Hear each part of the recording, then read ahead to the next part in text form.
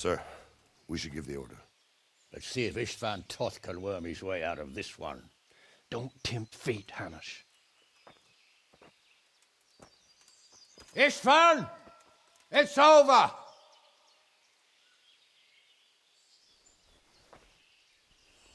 You want us to come and get you? I wouldn't advise that. Your friend Divish wants to see his wife alive again. And Sir Radzig? Are both hostages unharmed? For now, Hanush, unless circumstances change. Well, I'm glad to hear it. My guest is also safe and sound, but he's also quite keen to go home. I imagine you feel the same way. It's been a long time since you warmed yourself at your own hearth. I'm in no hurry. I've plenty of supplies here, grand view and excellent company. What more could I want? Your freedom! Freedom? Freedom to get an arrow in the back? Sir, we're all noblemen here, all bound by honor. I give you my word as a knight and lord, and that of my companions. If you release Lady Stephanie and Sir Radzig, you may leave the castle with your men and go on your way unharmed.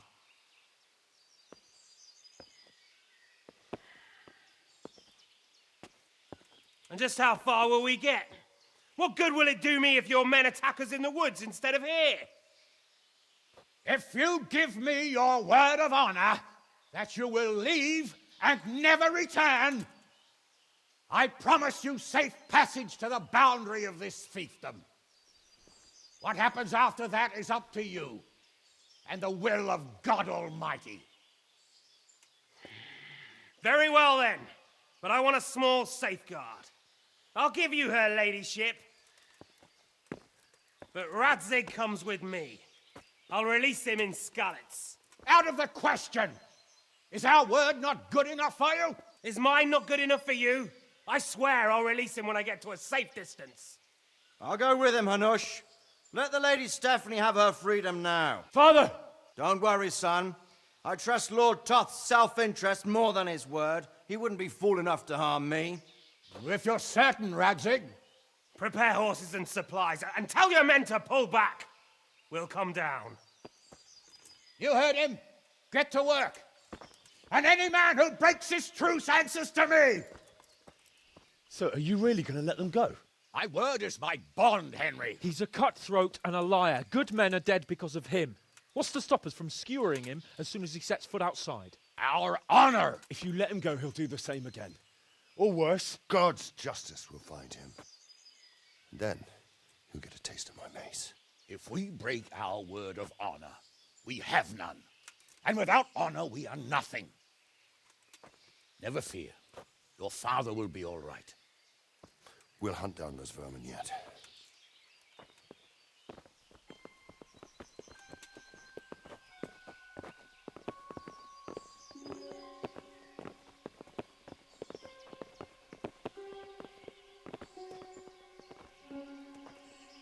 Bring the horses.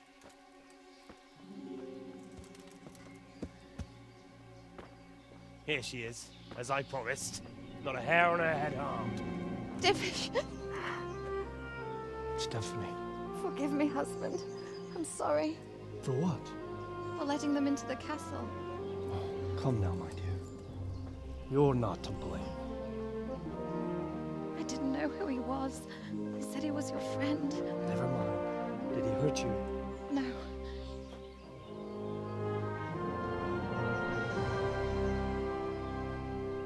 I hope your word can be trusted. Certainly more than yours. If everything goes as agreed, I'll set Radzig free in Skalitz. If anyone tries to follow us, I'll kill him. We won't. My apologies for keeping you from your father, but you'll see each other soon enough. Oh, I almost forgot. Your sword. I expect you'll want it back after all the trouble you went to. Actually, you know what? I think I'll keep it. As a memento. This isn't over. I'll find you. I look forward to it. Yeah!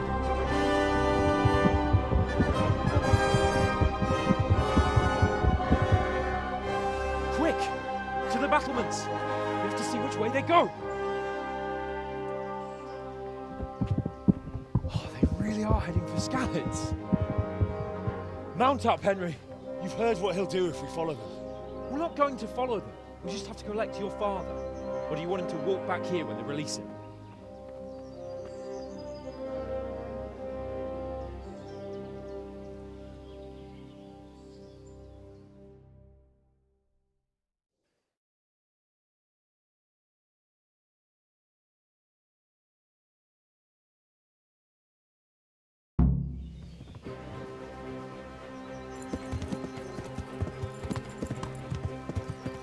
Yeah.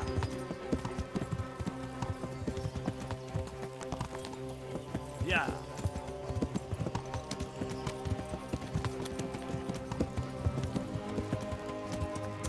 What should I say to him? Don't worry. It'll come to you. You'll see. Well, I just hope he'll be there. Alive.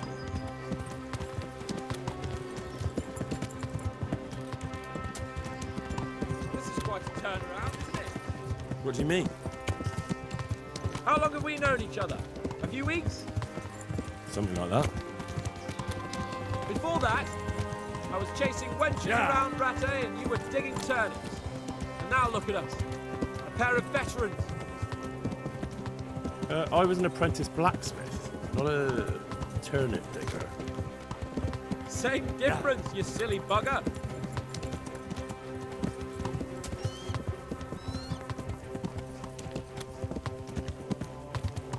What will you do now?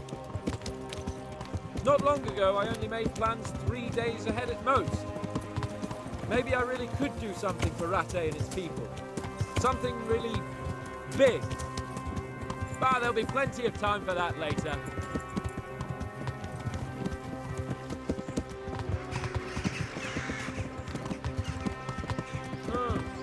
What do you think?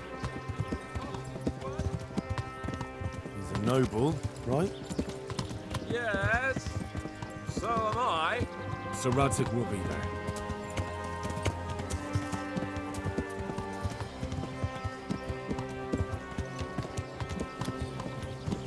Where you found Tom?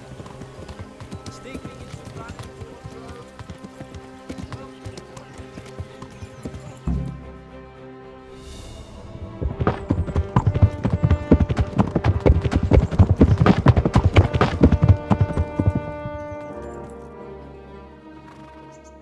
There's no sign of them. Move on.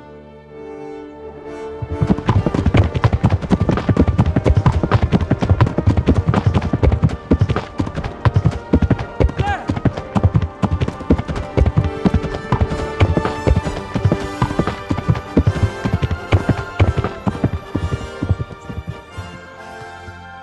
I'm glad to see Ishvan kept his word, sir. Not half as glad as I am, Your Grace. Well, we kept our word too. And now Toth has had his head start and he's fair game. Which way do they go? To the north, but I would be careful, Sir Hans. Fear not, Your Grace. I have twice as many men as he. Well, I won't keep you any longer. I'm sure the two of you have a lot to say to each other. Let's go!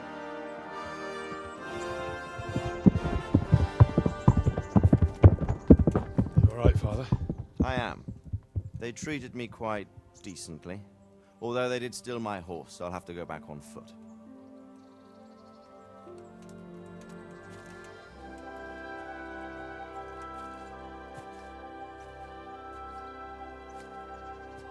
It looks like it's all over. Not by a long shot. It won't be over until we get this mess cleared up. And catch that bastard. How could we let him go? Would you rather we killed him? Even if it meant Lady Stephanie and I died too? No, of course not. But what was to stop us from killing him after the exchange? Honor? Honor? If the word of honor of a nobleman could not be trusted, then he would never have agreed to the exchange. And where's the honor in abandoning your son? You know how it is. We were young. It happened. And I couldn't marry a commoner. Then your father, Martin, came along and took care of both of you. He knew it. What? That I was your father? Certainly. He was a great man. He took you as his own. And always kept an eye on you. Of that you can be sure. I know so little about his past. He told you nothing. Oddly enough, even though you don't have his blood, you're very like him. When he was around your age, he became bored of his trade and set out to see the world. He lived through many adventures, even fought in a war. In a war? Yes, in Poland, I believe. And I don't think he cared much for it. That's why he wanted me to stay at home. He spent some time in Prague, then settled in Kuttenberg. But it seems he quarreled with someone there and finally ended up here. You know the rest. I loved him, but even so, I somehow always had a feeling I didn't quite fit in. It was in your blood, I suppose.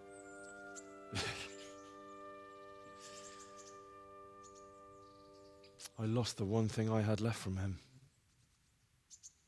Your sword. Ah, the sword. It's not my sword. It's yours. For a moment there, it was so near, yet so far. Oh, well, it can't be helped. It was almost within my grasp, but just then I had something else on my mind. Well, I think we may yet have a chance to get it back. This business with Toth is not yet over, unfortunately. That's a chance I'd welcome. Not just to get the sword, but that bastard Istvan too. And then I'll find that German whoreson who torched Skalitz, and I'll slay him with it. I'll never forget his face. Or his name. Markwart von Aulitz. Those are noble intentions, son. But don't forget there are other things in this world that are worth living for. Like what? Look around you. Blue skies overhead, green grass underfoot, beautiful girls. Good wine, a few good friends, and a fine steed under your backside. Those are things worth living for. Though I can't deny that swine who killed your mother must pay for what he did. But it's better not to dwell too much on that at the cost of those other things. On the subject of steeds, I think we'll have to ride like the Knights Templar. How's that? 2 up. One day I'll tell you how they got their seal. You can take the front.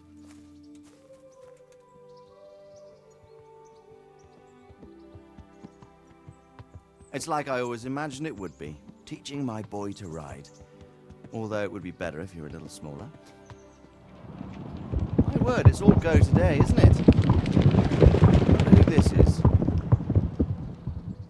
I think I know. It's Margrave Jobst. The king's cousin? I wonder what he wants. I guess we'll find out soon enough.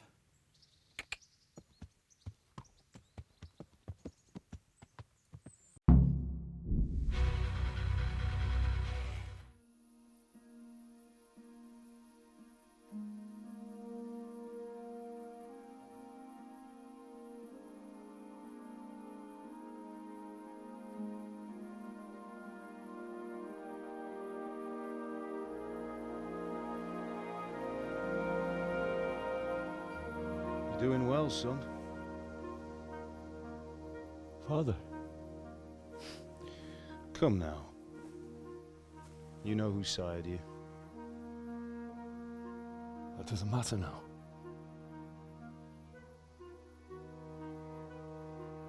I miss you, Amar. I miss you very much. You'll be fine. We're proud of you. For what? I let you down. I lost the sword. I let that bastard get away. Don't be so hard on yourself. There was nothing you could have done to save us. And someone has to live, And carry the torch? As for the sword, it's just a thing. You didn't want me fighting. Now look at me. Standing up to evil isn't the same as sowing its seeds. You did what was right.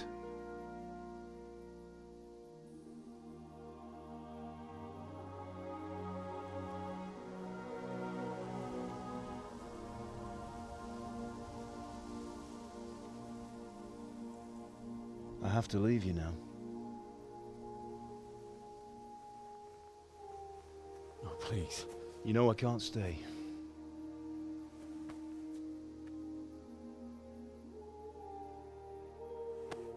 Will I ever see you again? God knows.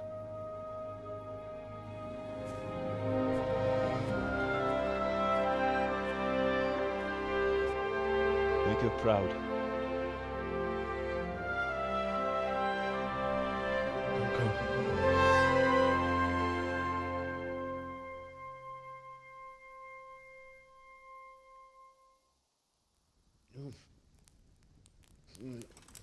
Oh, don't go. No. What on earth were you dreaming about? I couldn't wake you, and it's well past dawn. Sir Radzig wants you at the upper castle. The lords are in council with Jobst. Right. I'll go straight away.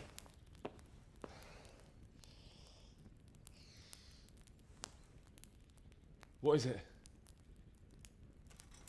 It's just... I don't know how to address you anymore. All of a sudden you're Sir Radzig's son, hobnobbing with lords and ladies. And here's me, as common as muck. Oh, give over, you idiot. Do I look like a lord to you?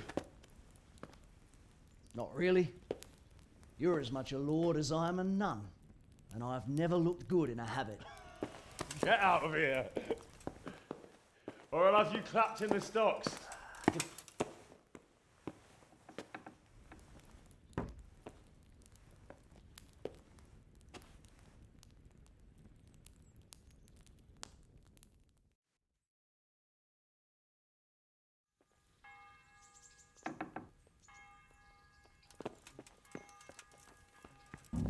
Stop right there, I have to search you. Get going.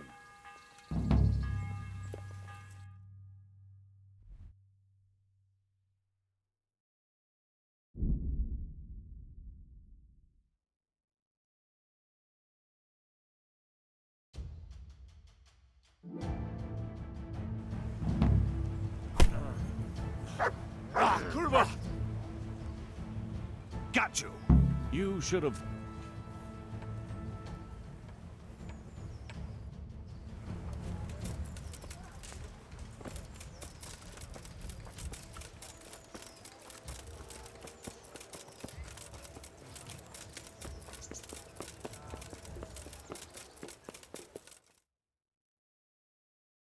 Ah, Hal.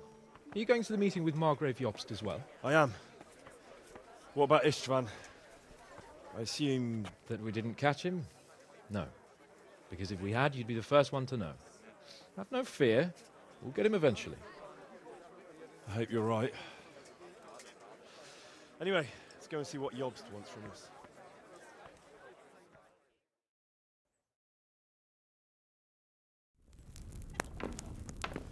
My lords, Christ's blessings on you all. And on you, Lord Capon. And this is my son, Henry. I didn't know you had a son, Sir Radzig. It came as a bit of a surprise to young Henry, too. This gentleman here is John II of Liechtenstein, a member of my council. I'm honored, gentlemen. Come join us. Margrave Jobst was just about to tell us the reason for his visit.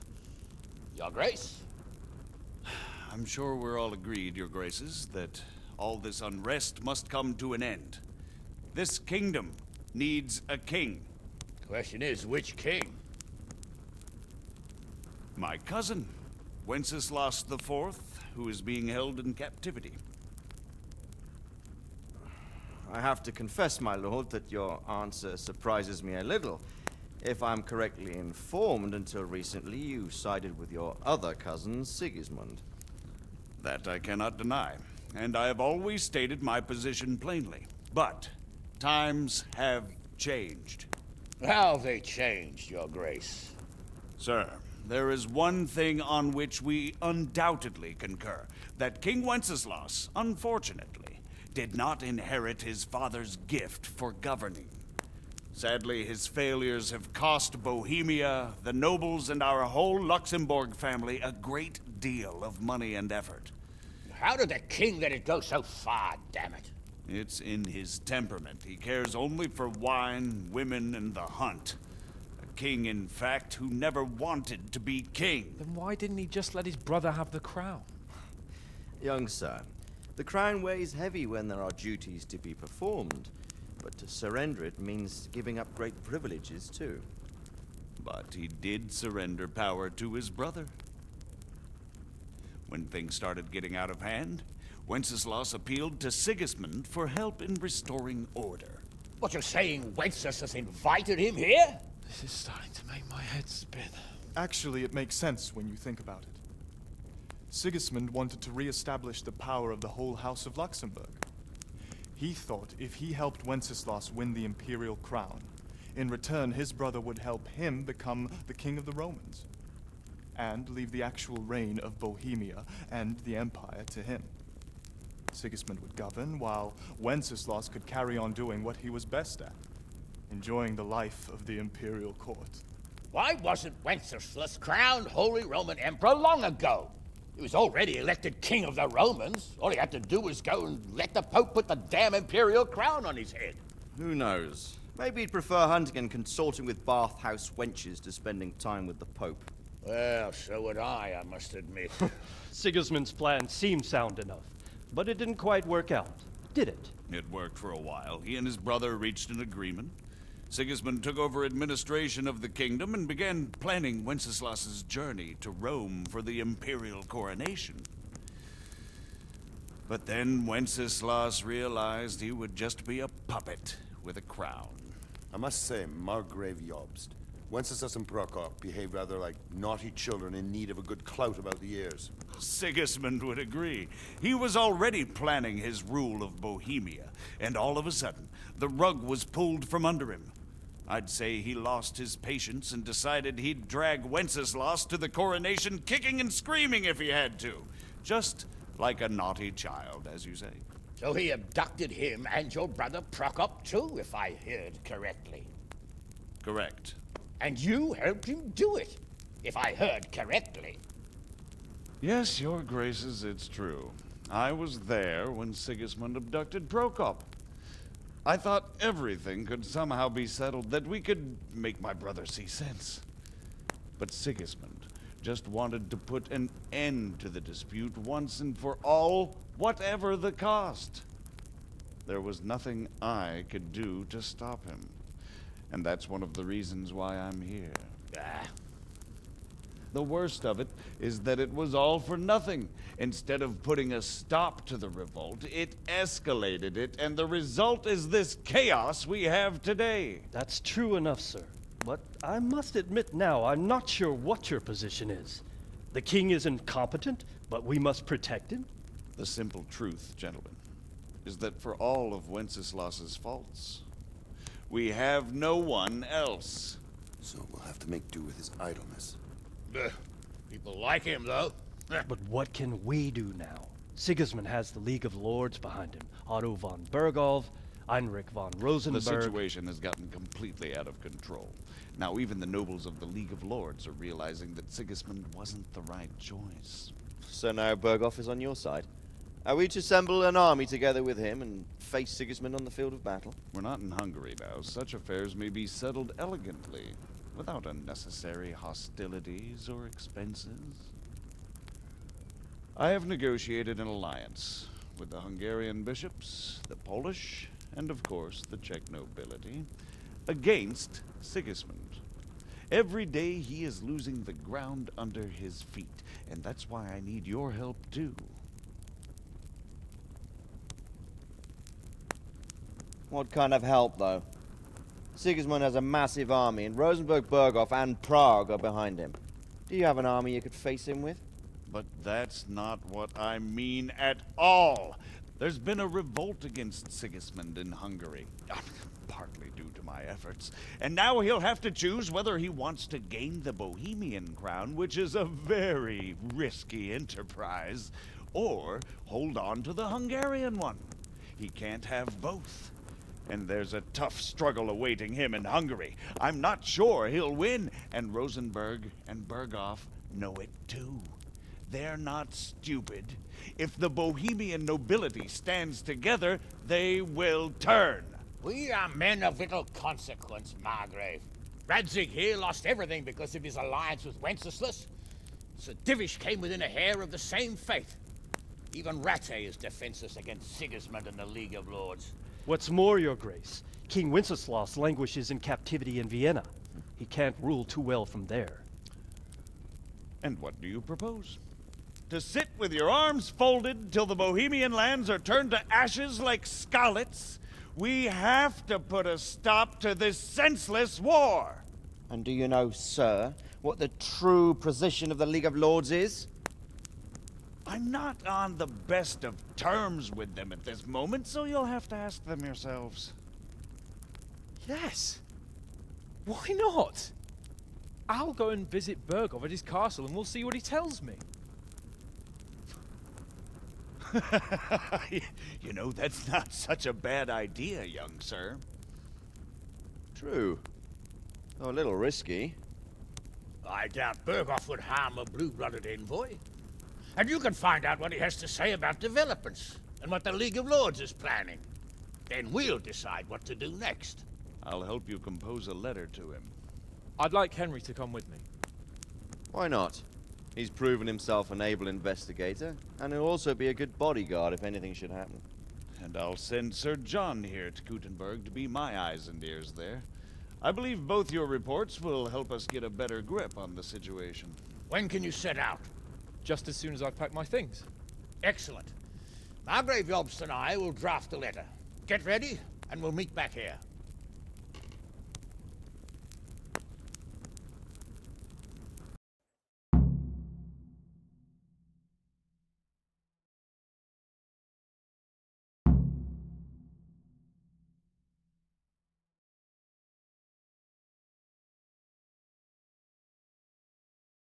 Question is how? We need to learn where they stand on liberating the king and ousting Sigismund. If they'll make trouble or join our side, but... But we have to ask in a way that won't leave Sir Capon being run out of the castle with a whip. Exactly. How about writing So what do you think of it all, Sir Divish? I think I don't know what to think. That makes two of us. If I didn't know anything about Jobst, Very well said, I'd sir. say he's right and And absolutely truthful. what they want to do about freeing King Wenceslas. I've heard too much Whether about him they already. think liberating King Wenceslas likewise. IV might But I contribute do to feel he's the one with the resolving best chance dispute. to put things right. And what they Well, plan to do about the god-awful We'll see what we mess in learn this from country. Berghoff. What steps If the they League of Lords envisage stands with taking to Sigismund, end the then pillaging our of chances Bohemia pale. by foreign In armies? spite of everything I Jobst couldn't said. have put it We better shall myself. see. We shall Well, see. I'd also venture to suggest one more. What is their stance on my... So, it looks like you're off on a mission. Yes. I can't wait. I don't want to dampen your spirits, my boy, but watch out. These are evil times, and who knows what can happen along the way. Not to mention that Berghoff is no saint. Don't worry. I know. You've shown you can fend for yourself, but do take care. You'll be traveling as Lord Capon's bodyguard. You'll be there to make sure nothing untoward happens to him. Keep your eyes peeled and your ears wide open. What Berghoff tells you is one thing, but what you see may be quite another. Rest assured, Father. And don't get embroiled in anything else. Just hand over the letter, hear out his reply, and return. Yes. Very well. Berghoff is at Trotsky Castle. I think you'll find it quite an eye-opener. It's one of the finest castles in the land. It's 3 days' ride from here, so unless you hit a snag along the way, you'll be back soon enough. Any questions? I'm getting a bit lost in the Luxembourg lineage. It all seems a bit too tangled. The Luxembourgs have ruled the Empire and Bohemia for almost 100 years now. Emperor Charles brought this land to prominence. When he was in power, things had never been so good. Wenceslas and Sigismund are his sons, but by different mothers. Jobst and Prokop are their cousins. They were entrusted with governing Moravia, but instead, they've been in a bitter armed feud for years, and now Sigismund's fallen out with Wenceslas. Wenceslas also had another brother, the youngest, John of Skalitz, who was most probably poisoned. They seem like a hot-blooded lot. It's hard to keep up with their affairs, since they tend to change their alliances from one day to the next. Who is he really, this Jobst? The cousin of King Wenceslas. He's the Margrave of Moravia. I admit I don't know what to make of him myself. Until recently, he was allied with the League of Lords. For a time, he even served Rupert of the Palatinate against the king. And now suddenly, he's reversed his position. I don't know what led him to do it, and one can't help being suspicious. It's best to keep a watchful eye on him, but he really is the leader of the resistance against Sigismund these days. We'll just have to see how it all turns out. I'm a bit concerned so many people seem to think so little of King Wenceslas. You knew him, didn't you? What's he really like? Well, there's no straightforward answer to that question. He certainly makes a great hunting and drinking companion, but he can be very fiery and impetuous when things don't go how he'd like them. He never had much of a head for high office. He finds it tiresome. But once a man's grasped the scepter, it's hard to let it go again. You can't just abscond. You've seen for yourself what happens when he disappears for a few months. Better a bad but legitimate king than a bloody war over the throne.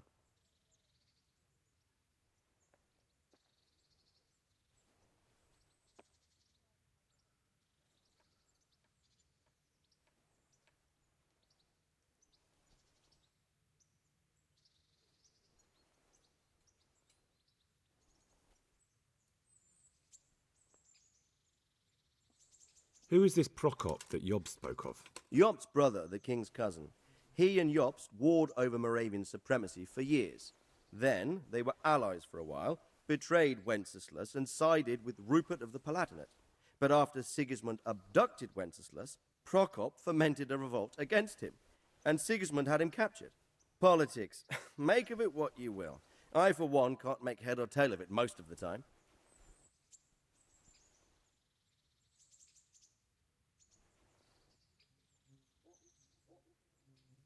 The League of Lords and that Berghoff we're off to see. Who are they exactly? The lords of the powerful houses. Heinrich of Rosenberg, Otto of Berghoff, Heinrich of Radetz, and others. They're unhappy with the way their influence declined after Wenceslas surrounded himself with the lesser orders of nobility. They abducted the king years ago and made him bow to their will. They got away with it that time, and now they've joined forces with Sigismund and done it again. But now it seems that Sigismund's behavior is starting to rub them up the wrong way, so they may well be thinking twice. We'll see what Berghoff has to say. I don't know all that much about Sigismund. He's the king's younger brother and king of Hungary in his own right. 7 years ago, he led a crusade against the Turks and was defeated at Nicopolis. Some say it was due to the recklessness of the French knights, most of whom were mercilessly slaughtered. Sigismund is ambitious and capable.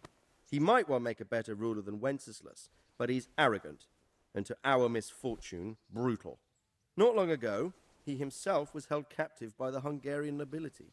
They dislike him as much as some of the Czech and German noblemen do his brother Wenceslas. Ironically, Wenceslas joined forces with Jobst to liberate him, and now this is how Sigismund repays his brother. There's no doubt about it. God does move in mysterious ways. Rupert of the Palatinate. That's a name I hadn't heard before today. Rupert is the Prince-Elector of the Palatinate. What's a Prince-Elector?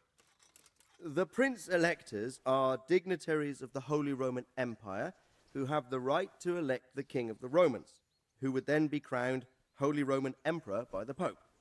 Rupert took the title for himself with the help of 3 other Prince-Electors, even though Wenceslas had already been appointed. Some of the nobility in the empire recognized Rupert's claim, but when he went to Rome to be crowned emperor, it turned into a fiasco. Now he's doing his utmost to get Wenceslas to acknowledge him, but so far without success. So, now we have 2 kings of the Romans. Jobst sided with Sigismund for a while, but now he's switched allegiance. He seems to do that quite a lot.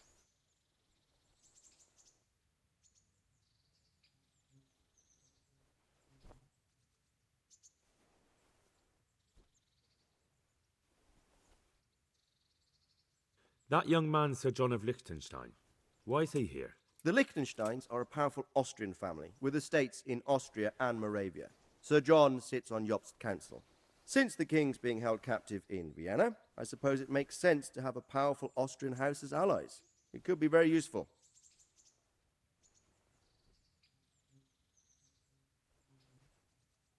That's about all. Very well. Take the letter from Sir Hanush, and good luck, son.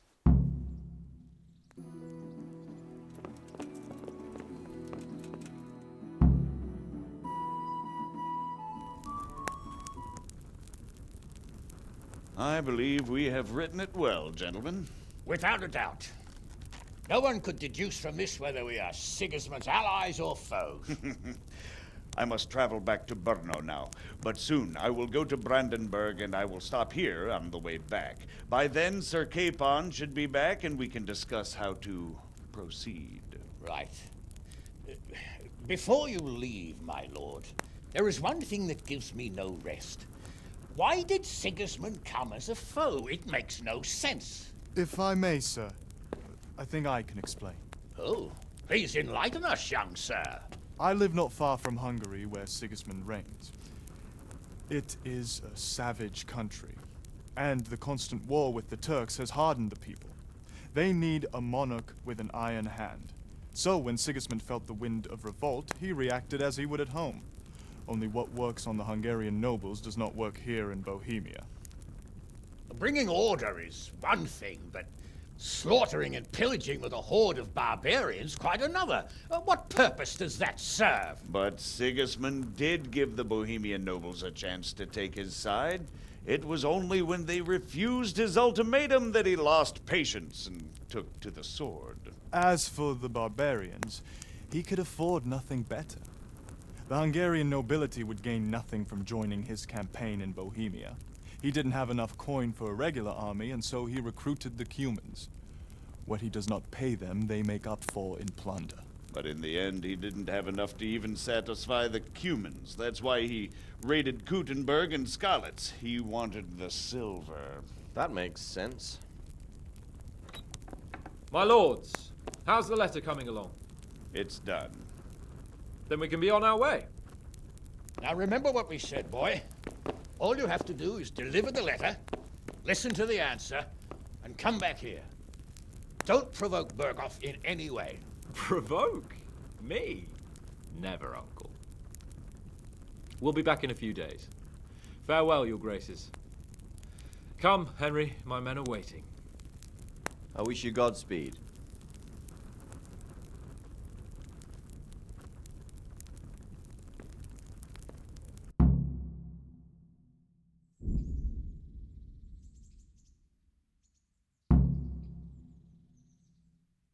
Come now, Hal. My men are mustered in the courtyard. We can get going.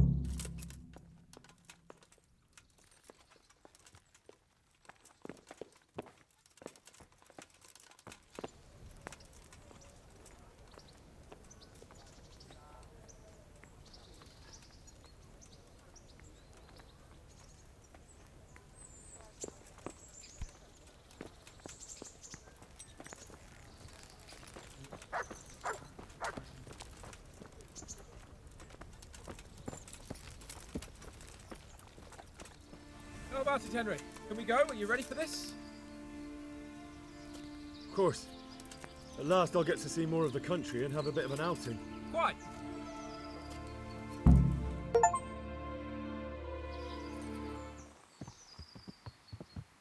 Let's get to it then. I finally have the feeling we're doing something worthwhile. We're helping to save the king. Instead of saving his drunken majesty, I'd rather find that whoreson who murdered my parents, get the sword back from him, and skewer him with it. Cheer up, Henry. I've a feeling you'll get your chance one day, and it won't be long in coming. Forward, men! Audentes fortuna juvat! Bye.